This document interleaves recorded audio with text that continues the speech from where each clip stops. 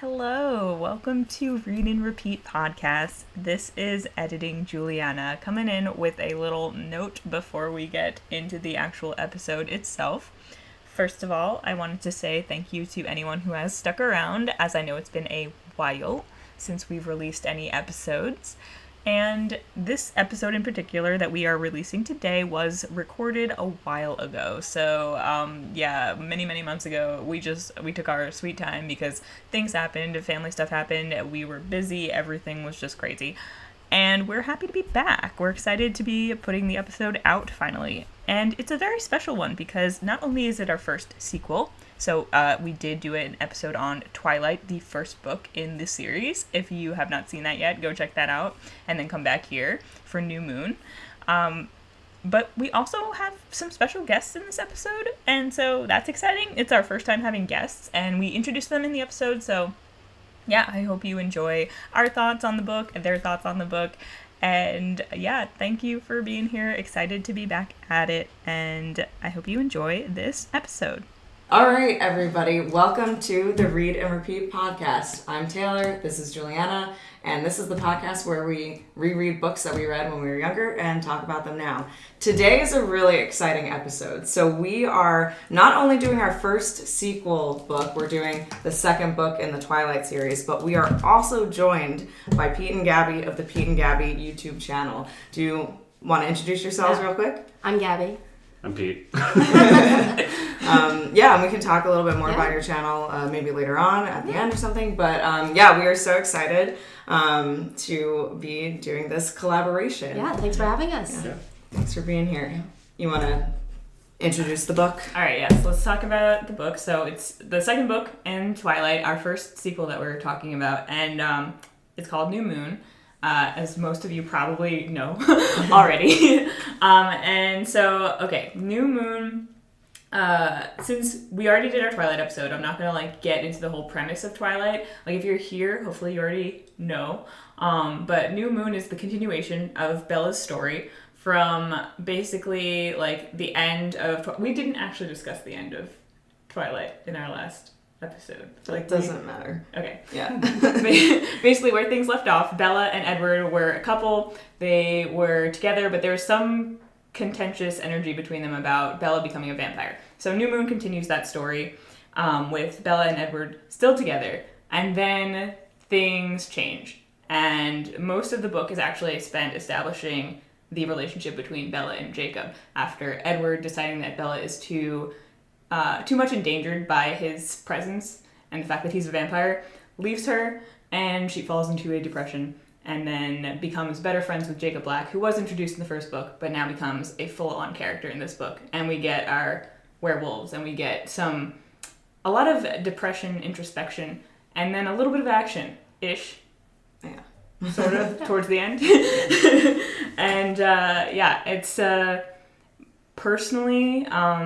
a really exciting book for me to talk about for a lot of reasons.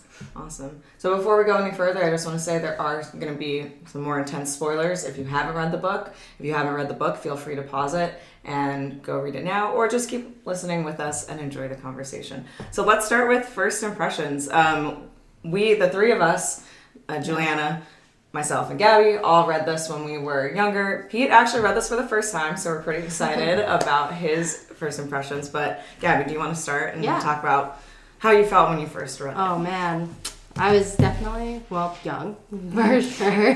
I think being young, reading it, I was like, wow, what a good love story, so intense.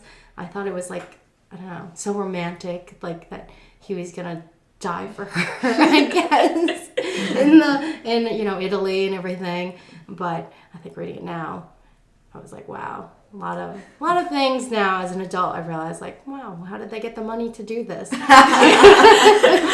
Unlimited credit card usage to just book a flight to Italy. Yeah, the biggest perspective. Yeah. Did vampires have a social security number? That is such a great question. I didn't get on a such plane. a great question.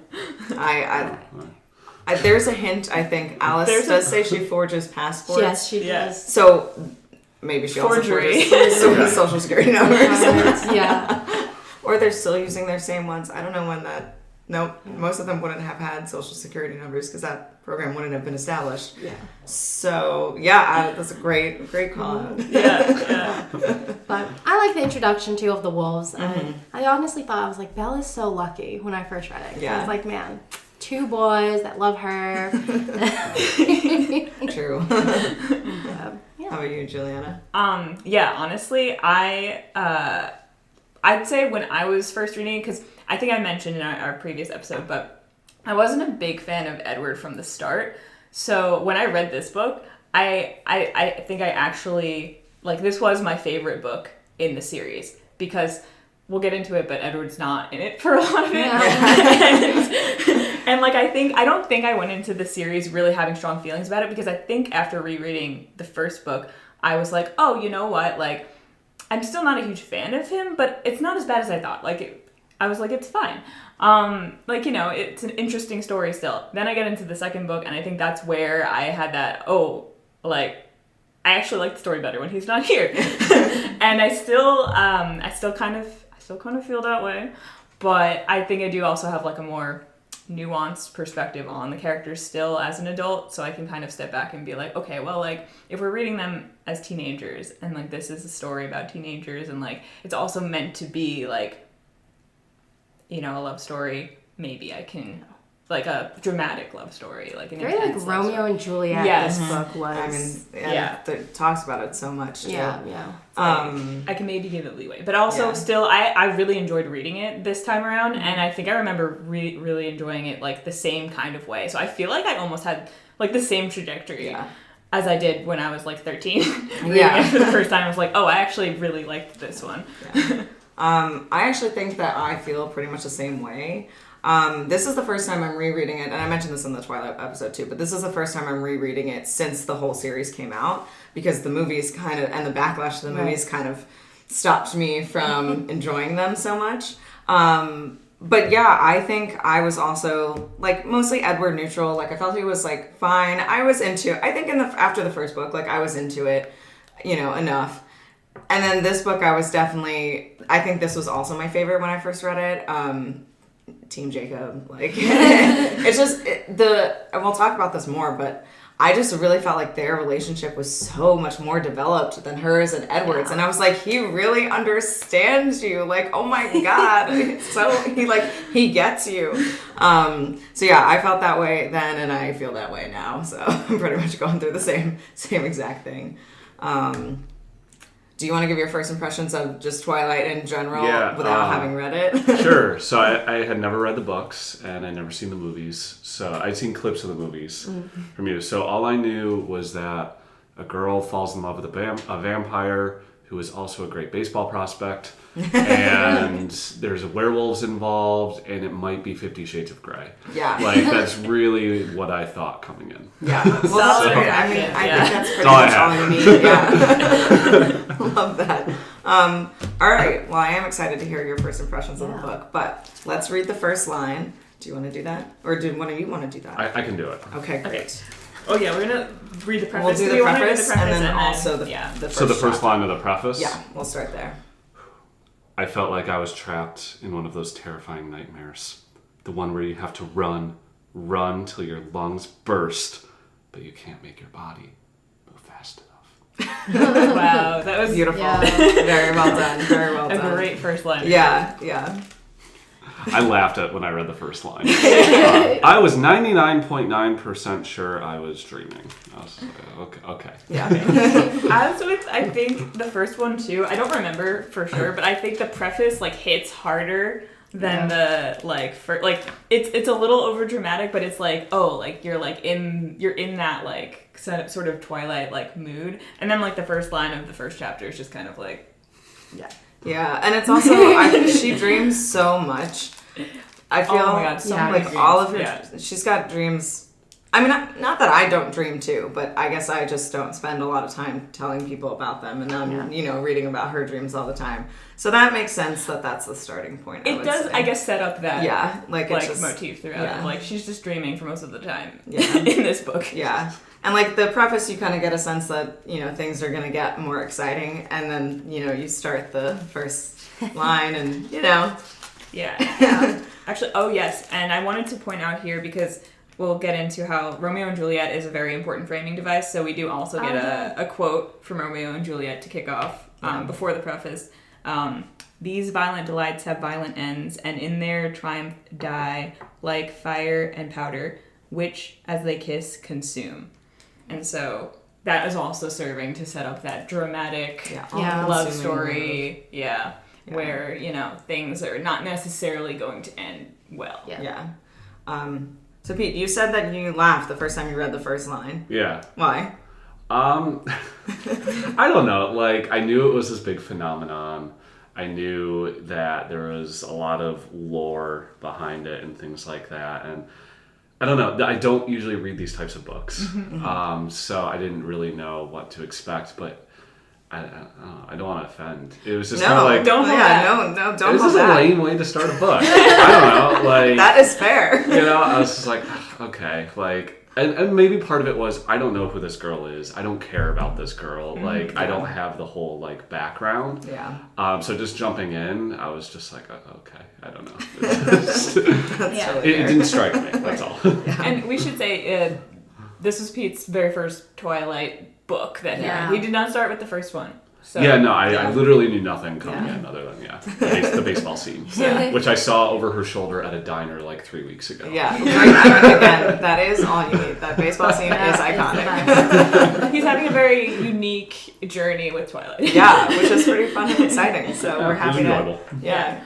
Don't hold back your perspective, because Yeah, no one's gonna be offended. I've gone through all different levels of perspective on Twilight. And I am wearing a Team Jacob or Team Edward shirt under my button down. Yeah. So at the end, I'll unbutton and reveal who I am with no background on the characters Yes.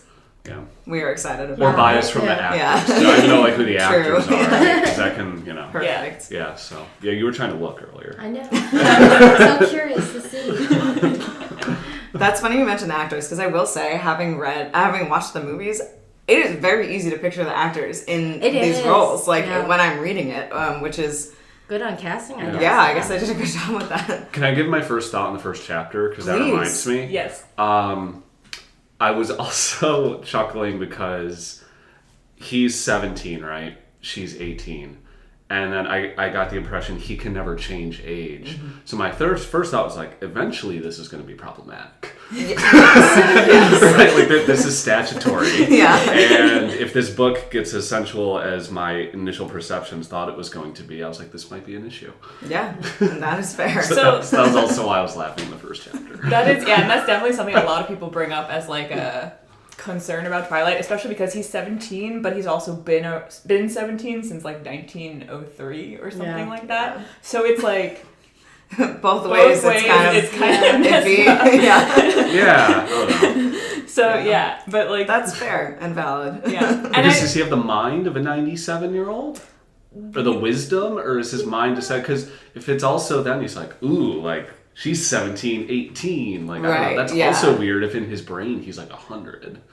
But if his mind is a 17-year-old, that makes more sense. Yeah. That is like one of the great debates I think that we've had about like what, because we were talking about in our first Twilight episode, we talked about how we kind of saw Edward as like, he feels like he's kind of stuck at 17. Yeah.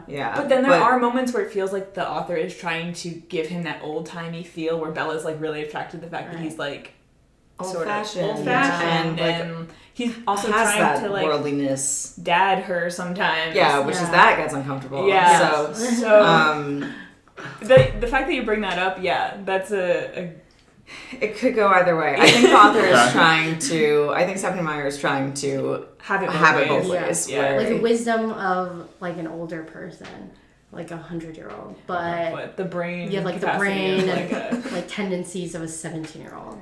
Yeah. Which is still going to be an issue no matter what. Yeah. Sounds like the perfect man. Yeah, exactly. All right, so we'll start talking about like how we felt generally when we read the book. Do you want to start us off? Your full general experience, like overall impressions by the time you got to the end. Oh, like start to finish? Yeah. Oh, geez. So there's a lot of lore building. Like, as I was reading, I was thinking there are a lot of rules. Yeah. And I was trying to keep track of it. So I'm like, okay, vampires are fast. But werewolves are strong, but werewolves can beat vampires, but there's treaties and there's some history going on. Why are all the werewolves Native American? And then like all these other things like coming in. So there's a lot of lore building that maybe if I had the first book behind me would have made more sense. Yeah, a little bit. But I was a little Some confused. of it was new, but yeah. There were points where I was like, how are they going to solve this? And then she was just like, oh, by the way, vampires can do this. And I'm like, oh, okay. classic. There we go. That makes sense. Yeah, and I guess just general, I was a little...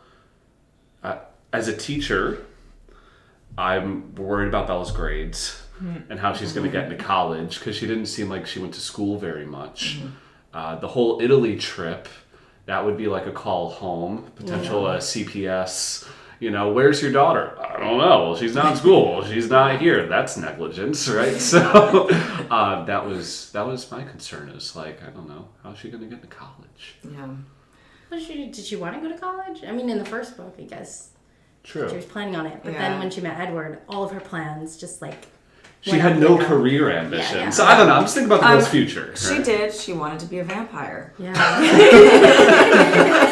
Actually, yeah. That is a lifelong career. That brings us into a very, like, that's actually a very big conflict, I think, of the book, is, right? Because she has some moments where she's thinking about college. Like, Edward wants her to go to college because the whole conflict is Edward wants her to stay human, and she wants so badly to become a vampire. So, yeah, it's kind of like her whole, because the whole thing that happens, like, after her birthday, she cuts her hand, and then Jasper, who has trouble still staying away from human blood, almost attacks her. And everyone feels so bad about it. Edward is like, well, that's it. I'm out. I'm going to ghost you forever. Yeah.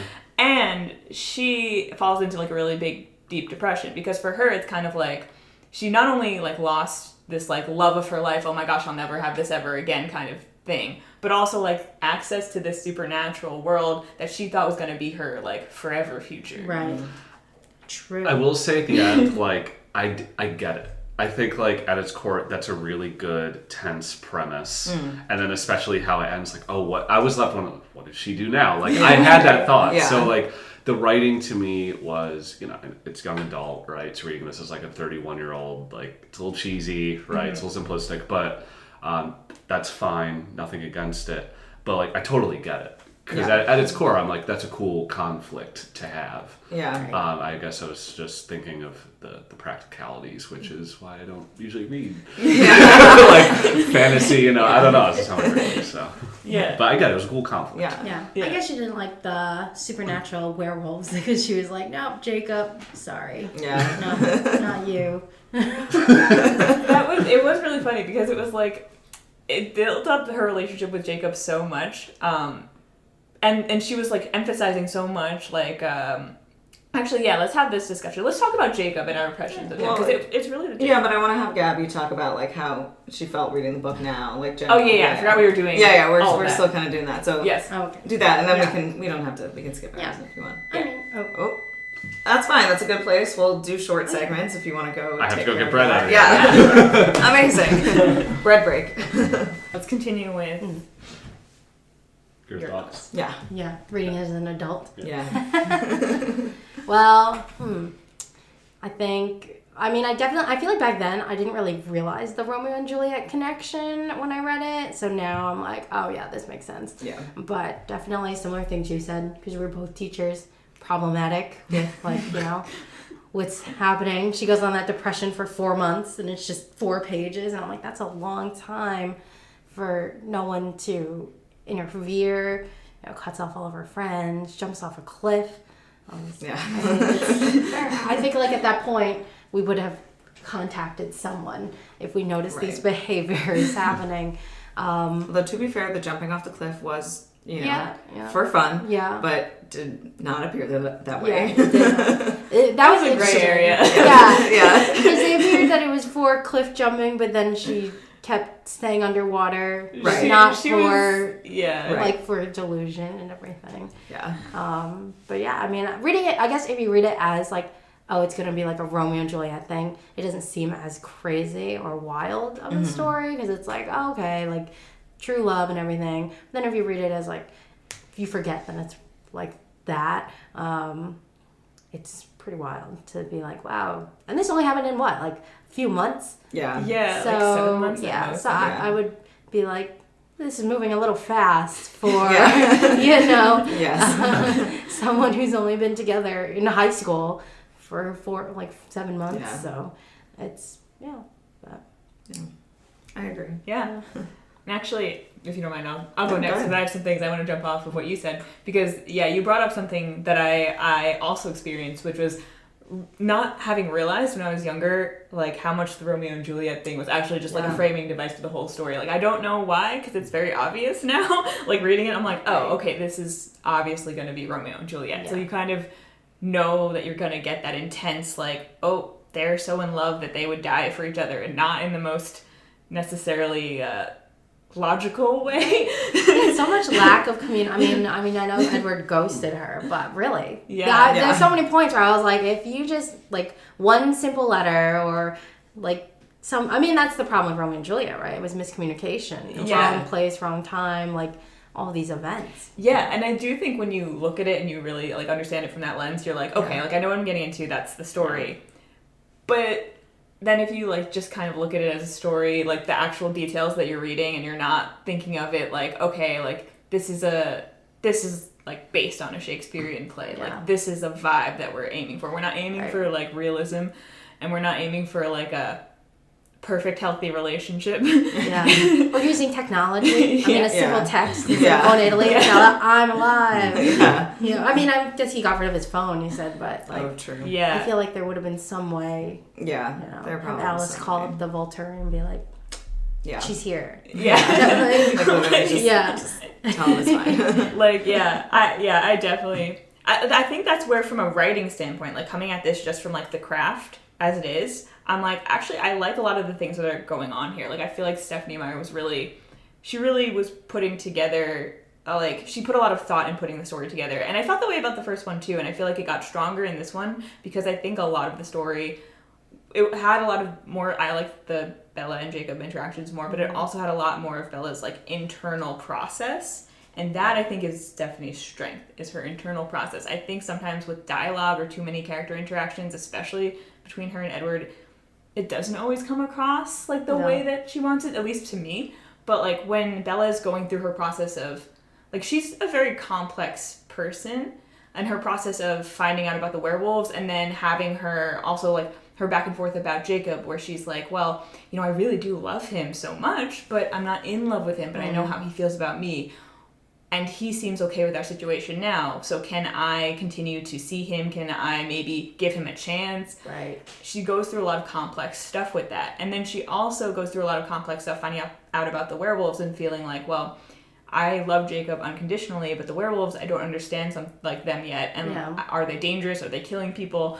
But I also like want to protect him. Like, what do I do? And I feel like she has a lot of like really interesting thought processes. Yeah.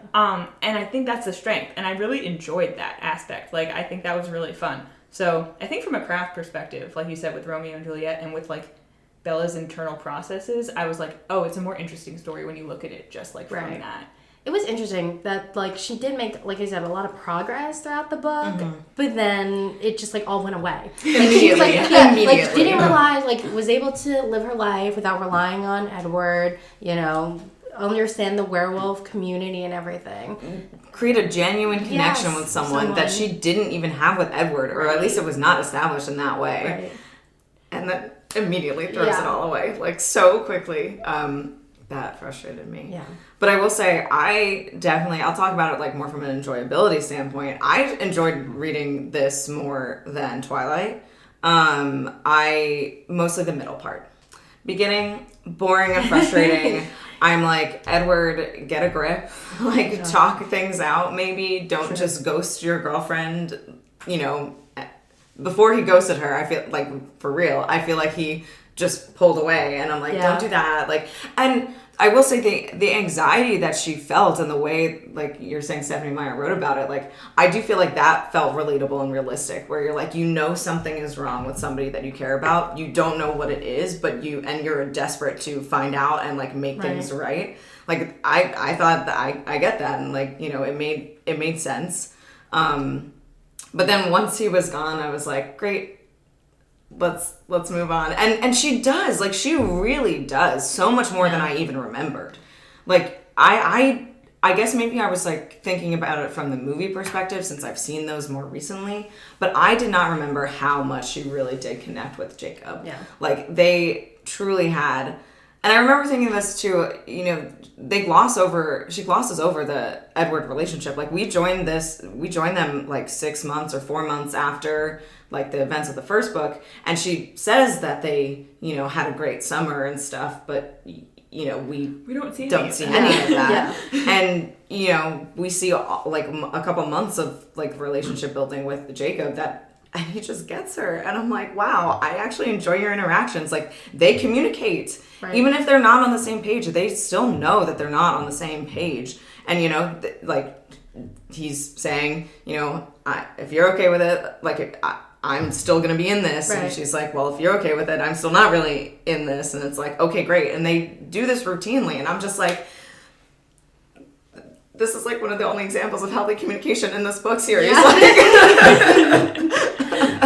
And so then it was really disappointing when it was all over. And then once she was on the plane to Italy, I was like, yeah, I can't wait for this to end.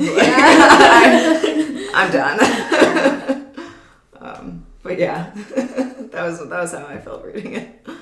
Doesn't Jacob change a bit though? Like, when he becomes a werewolf, he like becomes a little more standoffish. So then it's just kind of like, is he the same person at that point, right? Yes, I agree. It's like a turning point in their relationship and for him, and I think like we do see that continue in the later books. Yeah. And I feel like I had a moment when that happened where I was like, oh wait, yeah, is it gonna, maybe this is gonna change my mind. And then as I was reading, I was like, okay, it doesn't go as far as I thought it would, because then there's the whole thing with the werewolves where like they get like violently angry and they can't hold it back, especially when they're like young. So it's another situation. Like in the first book, you didn't witness the whole like Edward like trying to hold himself back from Bella and like being like, I'm dangerous for you. And then she's kind of doing the same thing with Jacob, where it's like, oh, I'm dangerous for you. Like, I'm, you know, so it's kind of like, yeah, she kind of, it kind of does make it a little uncomfortable. I agree. I felt like that, but also if they had time to continue like their friendship, things would have like evolved. He would have learned like, you know, how to handle his situation. They would have maybe like gone back to something more similar to like where they started, because they had built a strong foundation. Right. But then it was frustrating that they don't get that chance. Yeah. I think too he was probably maybe afraid like the imprinting process. Like if he imprinted on her but she was like so obsessed with Edward, maybe that was like in his mind making him nervous. Yeah, because we don't learn about imprinting yet in this book, but like I think that's something that it's implied like in the future. Yeah. Like something. So, okay, the first book, I don't know what happens, but you said it's like the premise is she falls in love with Edward and he's dangerous for her. Mm-hmm. Thus, that's like the tension. Yeah. And then here, she's potentially falling in love with Jacob and he's dangerous for her. Thus, the tension. Yeah. Yes. So besides Edward leaving and coming back, what's the difference between the two books? The difference, honestly... Oh, you can... No, go ahead. Yeah. To me, at least, was that we get to see Bella go through... We actually get to see Bella, like, notice and experience happiness. Yeah. Yes. Like, Okay. I'm not even gonna lie. Yeah. And I think that whether or not that's a strong enough like reason for it to be enjoyable to me, like I don't know, but like I think in comparison, because we don't really get to see Bella, she's already kind of like a reclusive, depressive kind of person in the first book, and that's just kind of like her personality, kind of like her dad. She and her dad are kind of the same, and we don't really see that change. Like she might note that she's happy about things with Edward, but it's still more of like that emotionally dramatic. It's more obsessive. It's more obsessive, yeah.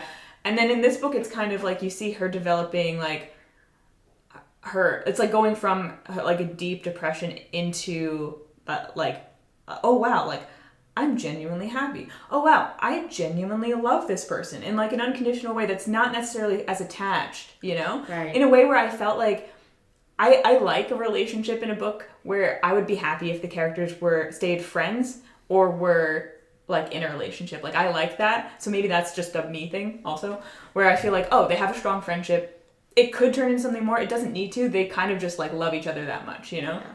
And I think the other difference for me is that this relationship is actually like built on things and established, where in the first book, you're just constantly reading over and over how much she loves Edward and how infatuated she is with him, but like you don't really see them have real conversations. That's true. Like, and you don't see like him understanding her the way that Jacob understands. Like, it's a completely different relationship that is so much more enjoyable to read. Frankly, that's what it is for me. It's very similar. It sounds more mature then. Like this one's more mature, more I nuanced. agree. Okay. Yeah. Which is strange because Jacob is literally younger. Yeah.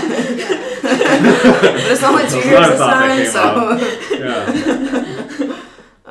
It is. I thought it was funny how they did the game with the ages, trying to determine their real age based on the things that they could do or couldn't almost do. Feels more mature because it feels more like an age appropriate relationship for them. Yeah. Right. I know that's kind of backwards, but does that make sense? Yeah. Like it feels like it's an age appropriate relationship for them. Even though there's a little bit of an age difference for like teenagers, like that might be a little bit of a lot. Like 2 years, it's kind of like in a few years it won't be a big deal. But like they feel like teenagers having fun together, even though like underneath it all, Bella's like, I need to get my adrenaline rush so that I can hear Edward's voice. Like it's not like fully healthy. Like she's not like a healthy place either. But she also knows that. She's like, I'm messed up. Do werewolves age? They very, very slowly. I think it's like if they imprint on someone, they don't age until the person they imprinted on like catches up with it. Yeah. Which we didn't get into in this book what that is. Okay. We don't really need to. But for our purposes, like very, very slowly, so to the point that they're like basically immortal. But I think there is a little bit of aging going on, if I remember correctly. Because Billy's older. Yeah, but isn't he not? I don't think he's a wolf. I think they're the first wolves that have been around in a long time because the Cullens came back and because there were vampires in the area. It like there's also like the interesting stuff with like that triggering the werewolves to like turn. What were your thoughts on this one compared to the first one? Well, I think kind of what you were saying, like the wiseness of Edward, like really shows because. You're right, like Jacob is more of an age appropriate. Yeah.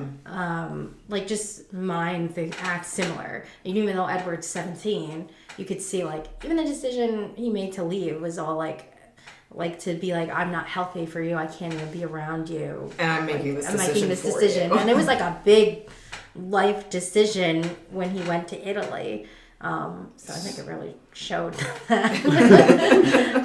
But even in the first book, I feel like that's what he was like worried about a lot was just like going back and forth of like should I be with her, should I not, like but then like using I guess his teenager impulse and be like, yes, I want to be in love, but then like it's not where Jacob is more like, I just want to be with someone, I want to be with her, so it was a lot more of that angst, like Edward's dealing with two different parts of his nature. So at least he's consistent in that way, But then it kind of does. Actually, that's interesting because it does kind of show how like much he doesn't change. Like Bella goes through this growth, Jacob has this growth, like that relationship grows, and like Edward is still stuck in that. Am I 17? Am I old? Like I'm gonna go with my impulses. I'm gonna also dad you. Like I'm making these decisions for you, and I'm gonna be impulsive. Like he's still struggling. Like he's just gonna be that way. That's true. It's like he doesn't think things through. Like when he left Bella just on the forest floor, it's like he didn't think that through. Like what would happen? Of course. It's gonna be a problem, him leaving after knowing how much she loves him and his world, and he does it anyways. Yeah, it's confusing. And you're right; he does do it in like the worst way possible. Yeah. He should have made sure that she at home. Like he should have left her in the forest. Like, great point. So at that point, I don't know how much. I mean, I know he loves her, but I think that makes it like an interesting way to show it because I was like. He's not really thinking of her at all, even though he thinks he is. So I'm trying to figure out. You're right. He's thinking of himself mostly. Yeah. Yeah. And that's the other thing is too. I know. Did you have something specific you wanted to like dive into, or? before I go off on a different tangent. No, go for it. Okay. Let it flow. Because you just remind me of another thing that I was thinking was like, the other differences, I think, for me between Edward and Jacob is like, Jacob loves Bella as a person. And Edward is like only concerned about her as a human. Like he's so focused on her staying human and doing human things, whether she wants it or not. And he doesn't know her as a person. And I think that like that also kind of plays in with I'm just gonna leave her right now and like to make sure she stays human. I don't understand her as a person at all. Yeah. I think he forces his like intentions on her. Because even in the first book, when she's like, "Oh, I'm not afraid of you," and he's like, "Why? You should be. Like, you are afraid of me," and like tries to get it. And it's like, she says she's not. She's not. Like, maybe she gets it, or, maybe you should listen to the person that you want to be your girlfriend. Like, and even with the birthday scene, I feel like she wasn't really freaking out as much. And he was the one that, he left. So he was the one that made a big deal out of it. Yeah. And she's like, it's fine. Like, let's move on. Yeah. That's another good point about the birthday, though. He didn't listen to her the whole entire time. She didn't want to do anything. She didn't want to do anything. She didn't want to do anything. He's like, I'm going to make sure you do something. And then, she's trying to be like, I'm fine. He's like, you're not fine. We're not fine. Things are bad. Like, he just doesn't listen. My first impression of the relationship, I'm like, wait, they love each other? I'm like, this is awful. This is like really bad and they should not be together. That is so fair. And I agree. Yes, and actually now, because we've expressed a lot of like all the things that I've also thought you have just all said about the relationship. Now I also want to bring it around and maybe like not like play devil's advocate for their relationship, but also bring in the other perspective where it's like so in this book they're definitely not expressing the best kind of relationship possible, but they do break up and then they come back together. Do we think, based on where they ended up, like, do we see the potential for them to be better than they were at the beginning of the book? Do we think that based on where it's left off, like what your impression is, like one way or the other, do you think it set it up that we feel like they're going to progress as a relationship and like mature together, or do we feel like it didn't really do that? You should answer this one because you didn't read the other books. I felt like they were awful to start. And then he disappears, which is awful. And then she never gets over him, which is also awful. And then for no great reason, she goes on this journey and finds him again. And I felt like there was no growth. It kind of reminded me of the last episode of How I Met Your Mother, where they go through this whole thing where Ted has this whole great development. And then what if development? It's been 10 years. And then he's just like, back to Robin. Yeah. And it's like, what the? No, there's all this growth. So I just kind of felt like, and I'll get more into my feelings of that, of whose team I'm on, but like, I just felt there was no growth in that sense. Because we don't know what Edward was thinking at the time. There's no flash. I know there's a whole book apparently on him, right? But like, there's no flash, like, here's what Edward's doing at the time. Here's what he's thinking. Or like, her thinking about their relationship in a reflective way. Maybe I could have done this. Maybe he's doing this. I need to communicate this. It was just like, man, I love him. Man, I keep having dreams. I need to get back to him. And I'm just like, why? Yeah. I don't know. It sounds like kind of a schlub, I agree. I think for me, the only thing I saw was like they talked more than they did before. And like after she woke up and there was a conversation where I was like, wow, they're actually explaining things to each other that should have been said already. So like trying to like think of that and removing what I know happens, I see like a glimmer. I don't know that... A sparkle. Yes. Yeah. I see a sparkle. Pretty much. Like, I think there's a little sparkle of, okay, maybe there's some difference, but I don't think it's growth in the relationship. I think it's more like Bella's personal growth and maybe even a little bit of growth from Edward being like, oh, I messed up and, I should maybe try to be better. But yeah, I don't think the relationship itself was set up for success. Yeah, I agree. What? Do you agree? Yeah. Okay. I think everyone said everything else. Yeah. I would say I agree.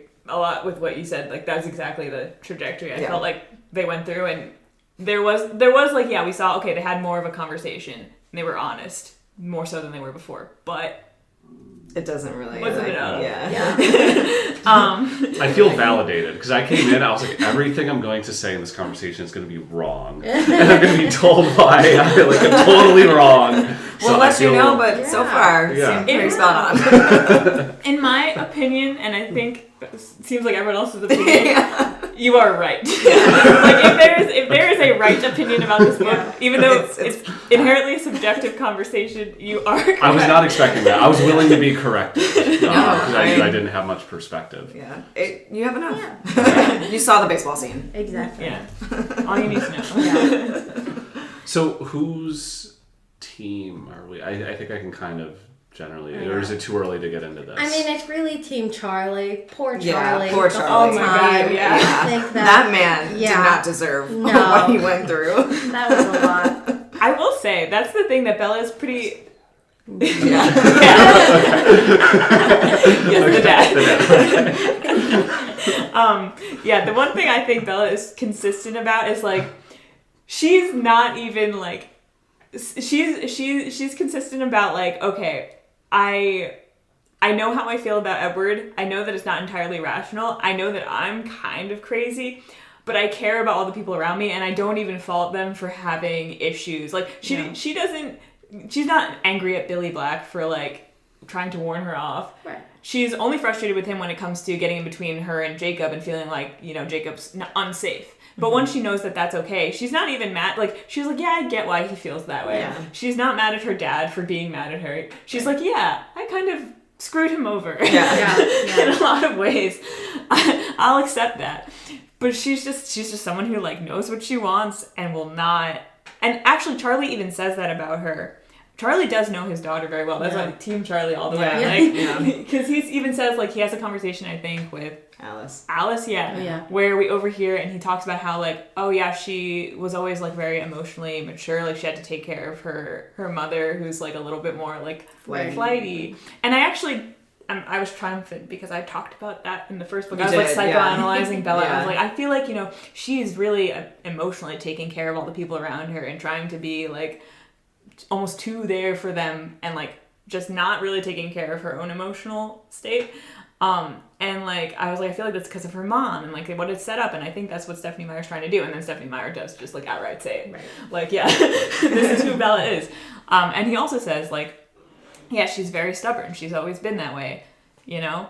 And so it is nice to see, like, a dad in a book series who's, like, he's not even himself the most emotionally available person. Yeah. But we And do he's not get some more perfect. growth from him too. Yeah. From first book to this one, like he's more involved. he's more involved. We see more of his, like, thoughtfulness. Yeah. He seemed concerned. Yeah. Yes. Yeah. Which Yeah. was good. Yeah. Like, you know, he's not perfect necessarily and everything, but he cares and he's trying, and he just, I did feel for him when he was, like, so at a loss with Bella's depression. He was like, I've held off on doing something about this for as long as I can, but, like, you're not okay and I need to do something about it. Even if it was longer than maybe it should have been. I also do I do feel for him not wanting to, like, make any major moves, because you just, when someone's dealing with stuff like that, you don't know what's gonna make things worse or better. Right. You can't really know that. I'm still trying to look. All right, I don't know. I feel like we might have a pretty good sense of where we stand, Yeah. but I am excited. Where are you? Well, I want to see yours. I'll go last. Okay, yeah. Okay. Let's Because I'm the go. noob, Okay. so. Yeah. I think Team Jacob for sure. I mean, he's definitely seems like the more positive vibe, and even in the movies when she's with Jacob, the filter that they use is, like, happier, like, you know, Brighter. yeah. You know, and with Edward, it's, like, dark and moody. Blue. And I think we were saying before, you know, I think she is, like, an emotionally mature person and can understand people's emotions, and, like, Edward kind of clouds that, where I feel like Jacob kind of opens that and understands, like, yeah, I know, you know, you can speak through things and you should be able to, where Edward's, like, shuts it down, like, no, you're a mystery. Yeah. And could not have said that yeah, better. so Team Jacob. Were you always Team Jacob? No. In high school, I was like, it has to be Edward, especially after reading the first book. I don't know why. I think maybe it was just a vampire thing. Yeah, I liked them, But yeah, Yeah. very well said. Yes. Well, like you've said before, you did end up with a pale guy. Full circle. Juliana? Well, probably obvious, but definitely Team Jacob. In this book specifically, like we have a whole other books that obviously things change and things happen, and but contained within this book, Team Jacob for sure. And it hasn't really changed since I was younger, and I thought I would change more, but I didn't. But I feel like I remember exactly why I felt the way I did when I was younger. Yeah. I think that I thought like Edward's leaving was such a romantic gesture, and now I'm seeing it as more of a selfish thing. Yeah. Because I'm like, wow, he really was kind of selfish to do that. But then in this, I was like, oh, he really wants to try for her birthday. Like that's so nice, and he's leaving her because he loves her so much. As in high school. Yeah. Well, and one thing I will say before we move on to you, sure. That I did come around in the sense that really seeing that Romeo and Juliet framing device and really understanding what the story was trying to do, I saw more of that perspective. And I saw more of if that's the story that you're in for, it doesn't have to be that you think that that's healthy or not healthy. It's just that you're in that story. You're invested in that relationship, and maybe you want dark and moody and a little bit problematic. And I was like, okay, I understand why someone might be a little bit more into that. And for me, anything that prevented me from getting more into it, I think had to do with more the craft and the writing around how Edward is written. I feel like the dialogue around him is usually weaker. They don't have as the conversations don't flow, and he doesn't always come across as realistic to me. And I actually think with some tweaks, you could make Edward a more appealing and still problematic and angsty character. Yeah. He could be better. So I am also Team Jacob for all of the aforementioned reasons. I enjoy reading about him and Bella at least in this book. I'm not sure whose team I'm on, I think, by the end, if we go through the whole thing. But this book, definitely. I remember being Team Edward after the first book because, I hadn't read the second book yet, and Jacob was hardly in that, so I was like, there's not a whole lot of reason to be Team Jacob. Right. And then I read this book, and I was Team Jacob back then as well. Yeah. So that hasn't changed. If anything, I'm, much more strongly Team Jacob right now after the second book. But, All right, time for the big reveal. So Juliana made shirts. Right? Yeah, we've got a couple. I'm wearing my depression. Yes. The months. This is from the first book. Yeah, so I see the appeal of Edward's a character of this is a relationship where you could try to fix somebody, right? And people get into those relationships all the time. I can make this person better, so I get the appeal of that. I am on team. I probably should have unbuttoned this. Sorry for the suspense. I'm on Team Nobody. Oh, what? I think they're both kind of terrible, and that Bella needs to be single. She needs to be on her own. She has gone through all this growth. She does not need these men in her lives. She needs a fresh start and to work on herself, because Edward, I see no redeeming qualities, right? Like you said, the dialogue was bad. He didn't seem like he even liked her. The decisions he made were immature. Jacob seemed like a great friend. He's also much younger. He's also very immature and not ready for the emotional depth that Bella has and the introspection that she has. And then he turns into kind of a prick when he becomes a werewolf. So I'm like, well, if that's the thing, then that's what he's going to be forever. So at the end of the day, none of these guys are good for her. The relationship with Jacob is definitely better. So if I had to go that way, okay. But I didn't see her being happy or either of them keeping up with her level of if not emotional maturity, at least emotional awareness. That's true. Because I feel like that was kind of frustrating, is that she had to rely on both of the guys to make her happy, because even there's a scene where she tried to hang out with Jessica again, and it's just that was uncomfortable.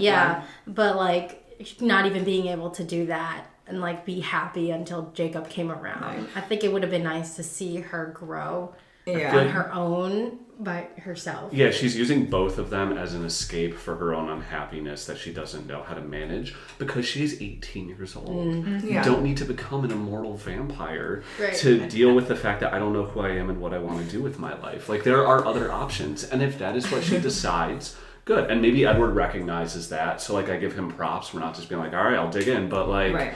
You know, that's His problem is not having that conversation though, Yes, and like being like, Yeah. no, shut down. Right. He doesn't want to dig into why do you want this so badly? Like Right, they don't have that conversation. That's true. So the whole time I'm reading this, I'm like, does she even have to end up with anyone? Because, like, I just don't... So I the don't short see it. answer to that is she does. So if you had to pick one, If I had to pick one, it would be Jacob. Yeah. But the whole personality differences when Yeah. he becomes a werewolf and... And again, I mean, that is a good point. I do think that they could have, if Edward didn't come back, that was temporary. Unfortunately, it's kind of not because of the way that things worked out. He does continue on that trajectory mostly. Yeah, the werewolf thing, I think, like, it's one of those things where it would take years for him to get through. Like, I think it's implied that the werewolves, like, when they're young werewolves, have less control, and when they're older, like, they mature, they become less angry. So, like, I think years in the future, Right. maybe Again, we had could have got Edward there. not But come I back. do. He is Right. 16. Yeah. She's 18. I Like, do think that, like, you have probably the most realistic and mature perspective on like what actually would go down or should go down in this situation. Which it would be. Well, I guess we did get some chapters of her being by herself, and we know how that went. Yeah. So I was gonna say, I was about to say it would be good to see her like read about her on her own and like doing things, but that didn't really. But I definitely get it. Like, as the appeal, it's a cool premise. There is a lot of tension in there. I was left wondering, like, all right, what's going to happen? You know, I'm curious about the third book. Great. Well, maybe you'll join us for the third. We'll see.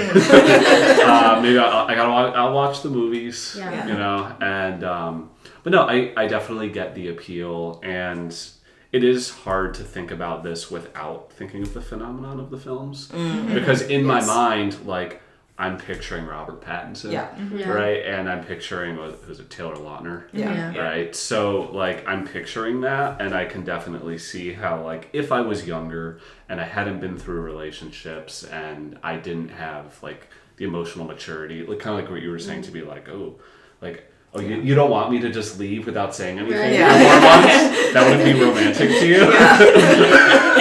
Like, you know, I could definitely see being younger, like, yes, this is so romantic, but, like, at the end of the day, it's highly concerning. Yes. And I just think Bella needs to work on herself. Yeah, I agree. And I think that she does need outside help, but, like, not from a romantic relationship. Yeah. Probably an adult, preferably with a degree in psychology. Or I'm sure there's someone in math class who doesn't have powers. Or that. Who is also, like, a good dude. And that is, it actually comes back to, like, the first book and how Bella is set up as a character is, like, we talked about this, but, like, the way Stephenie kind of sets her up is she's someone who's always kind of felt apart from humanity. True. And so it's almost implied that there's some kind of, like, fatalistic, like, she's destined to kind of mix in with this supernatural world. That is true. And I will say that theme is carried on, like, through the whole book fairly well, if that's, like, going to be the setup. Like, it tracks. Frustrating, for sure. Especially if you're like, I'm not buying this, like, it's not gonna work. Then it doesn't help. But at least that's what it's, like, meant to be, and she's executing on it pretty well. Yes, that's what it is. But I will also say, like, I think my ideal for, like, even with, like I said, with Team Jacob, it's more like, I feel like, for me, like, I just feel like their relationship, even as friends, would be great. And I would be happy. I like a relationship where I'm like, I'm happy if they stay friends. I'm happy if they progress to something more in a healthy way, hopefully. But, like, I was mostly like, oh man, like, I love this friendship. I love relationships that have so much love in them and aren't necessarily defined concretely in one way. And, like, maybe like you could see the potential for Jacob's feelings to kind of like simmer down and like, but they could still remain so like deeply connected. Yeah, and like, I feel she like needed a friend. Like Yeah. she needed Yes. a friend and I think she did get that, and I think for a bit. it wasn't, you know, the most healthy thing even in the moment, but I saw more potential for that. Right. But there was just, with Edward, it's like all or nothing. Yeah. I thought of something else I want to touch on real quickly, which is Alice. Alice was Oh, yeah. actually like could be a good friend for her. I think so. Her and Alice's relationship is more well developed than her and Edward's. Like, Yeah. I Agree. when I was reading their interactions, even though they didn't interact that much in the first book, honestly. Yeah. It was more like we were told that they were friends. Yeah. Well, then I was reading this and I was like, wow, I believe that they are friends, and like she genuinely missed Alice for Alice, not because Alice is connected to Edward, even though that was part of it. Like, Yeah. and I was like, damn, like this. Why can't she have this with anybody else? Like, why can't she and Jessica? I mean, Jessica. Yeah, well, Jessica's a little like Yeah, but Yeah. Angela. Angela was so nice. She always and Angela continued to be nice. Yeah. What? I mean, I know she says that like she didn't ask Angela to go to the movies because Angela cares too much about like her feelings and stuff or Right. something. But like, that's the thing, oh my it's god, like that's what you need. Like, She's shutting out all of her empathetic friends who can Yeah. like actually care about her emotions Right. and like do things to help her, which is what, you know, what someone in that mindset does. Yeah, I think it is realistically done. You know, it's just, it's rough to read, honestly. 'Cause Yeah. it's some of the depression stuff, you know, it's very real. It's Yeah. like, Yeah. I think that's probably the best done. The emotional depth of Bella is probably the most well done, because it feels like she's emotionally deep, like deeper than maybe you might expect her to be for an 18-year-old, but she also still feels like an 18-year-old teenager. yeah, I think so. All right. Any final thoughts, I guess, on the book that you want to share? No. Will you be reading more? Probably not. All right. But if you wanted to do a third one, I would contribute. Okay, great. We'll keep that in Yeah. mind. Yeah. It was enjoyable Yeah. for what it is, and I'm glad I read it, and now I'm excited to like watch the movies. Yeah, the and get movies a are sense. fun. Like, Yeah. you know, I feel like I understand a part of you now that maybe I didn't fully understand before. Yeah, I wouldn't use this book for teenagers for as like advice. yeah, What they're looking for Yeah. in a partner. for sure. Maybe adults only. Yeah. Yeah. Also, no, I guess no one should be using it for advice. Oh yeah, no, I didn't mean adults only for But advice. I adults, meant only When for you kids. It's fun. Yeah. Yeah. You can Yeah. like look at it from Yeah. that perspective and be like, okay, like I don't want this in real life, but I can get into the story. Right. Yeah. Right. Both choices are exciting and dangerous Yeah. and thought provoking, and that is enjoyable. Yeah. And that is, Yeah. And I that guess is that's fun. the point of young adult to provide that. Yeah. Yeah. Yeah. For sure. So enjoy the movies. I do enjoy the movies. Like they're mostly not from a very serious perspective, mostly because of the nostalgia, and then also it's funny. Like there are genuinely funny parts where you'll be like laughing and I don't know, Sometimes a good it's thing. funny because you're laughing at the movie. Yeah. Yeah. Sometimes it's funny because you're laughing with the movie. Mostly but you know, it's great. Fair enough. All right. Well, thank you both for Yeah. being here. You want to quickly plug your YouTube channel Oh, for yeah, all sure. 12 of our viewers to visit? Yeah. So we're Pete and Gabby on YouTube, and basically we just like to travel in a way that is realistic, because we both work full time. We're on like a normal person budget, and so we just like to go around and share clips of our travels and what we do and where we go, and hopefully if you see things that you want to do and give you ideas for dates or places to hang out and eat and stuff like that. So it's a lot of fun, but mostly it's kind of just for us. Yeah. And so, And they're also very well put together videos Thank you. too. Thank you. Yeah, you have good production quality. appreciate that. So enjoy. Thanks. All right, cool. And well, we are Read and Repeat Podcast. You can find us on wherever you're watching us right now, but that includes YouTube, Spotify, Apple Music, Apple Podcasts. Google. Did I say that? Yeah, I think that's all. Like, Yeah, okay, all of the places. And we're also on Instagram, Read and Repeat Podcast, if you want to follow us and figure out what we're doing next. Thanks so much. This was so much Yes. fun. Yeah. One of my best ever like theater experiences was your yes! 18th birthday. 16th birthday. Yeah, 16th birthday. Yeah. When we were in the theaters for Breaking Dawn Part 2, and I honestly I didn't even see Breaking Dawn Part 1. I wasn't going to see Part 2, but then we went for your birthday, and I was so glad because I had a great time. That was excellent. It was. I'm glad. It was, yeah. That was a Thanks. classic. Thanks for keeping the Twilight alive. Yeah.